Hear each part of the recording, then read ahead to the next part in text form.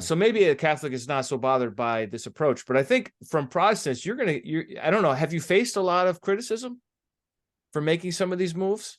Well, do I face criticism with respect to my actual Allowing doctrinal scripture convictions? to allowing scripture to critique tradition.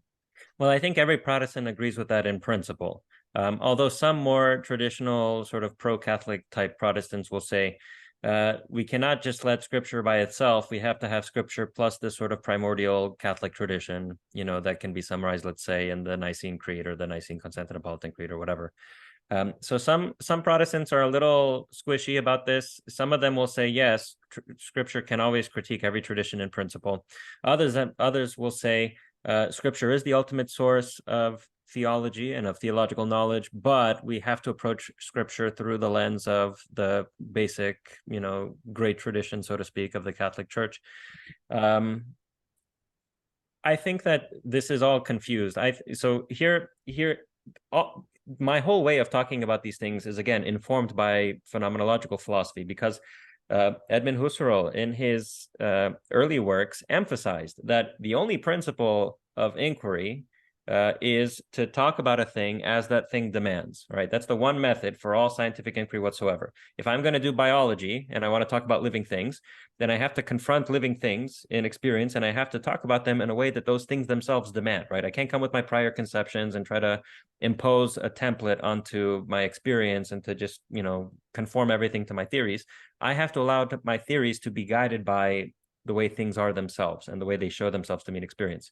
So we can say that the only canon, the only standard in biology is living things themselves. That's the standard for our inquiries. The only standard in astronomy are the stars themselves. We have to talk about the stars the way they are and not as the way we think they should be. And so also, if we're talking about the interpretation of the New Testament itself is the standard for what we say about it, right? So we have to talk about the New Testament the way that the New Testament demands that we talk about it, rather than the way that a certain tradition suggests we should talk about it, and so on. Because the New Testament is what it is, and when I talk about it, I want to be truthful, and that means talking about it as it is, not talking about it as other people say that I should talk about it or whatever.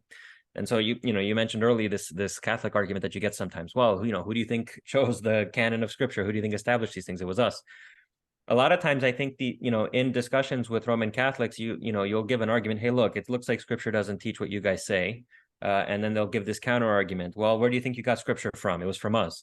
Strictly speaking, that's a red herring. It doesn't matter. All right. So you can have determined the canon of Scripture. I can even say, yes, you guys correctly selected the inspired books out of all the books that were available at this time. You guys were right. These are the inspired ones. Okay, that's great.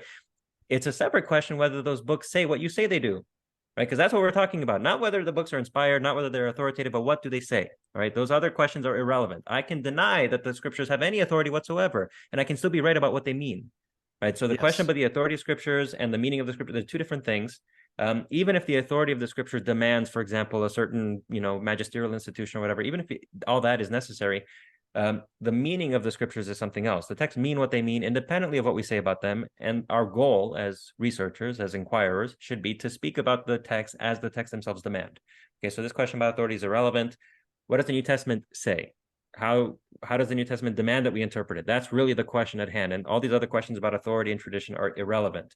And so another point that I make in my dissertation is that it's true that we have to have some tradition or other in order to read Scripture, but our goal is to have that tradition which makes it possible for us to understand what Scripture is saying. And the only way to do that is to have all these traditions that exist out there in the world right now that are claiming continuity with Scripture to prove themselves. Okay, you say you have the scriptural teaching. Okay, provide an interpretation of the New Testament, which seems so natural that it could have come from Paul or Peter or John themselves. Yeah. Right? Try to come up with a way of interpreting the Scripture that seems so natural that it would come from the author himself. This is how you prove yourself. From the mere fact that you need a tradition to read Scripture, it doesn't follow that I need your tradition. Right? I want what the Scripture is actually saying, and your tradition has to prove itself in comparison with others by providing an interpretation of Scripture that seems natural. And if you can't do that, then everything else that you can say in your favor is irrelevant, right? Because what we're talking about here in doing theology is interpreting Scripture. Yeah.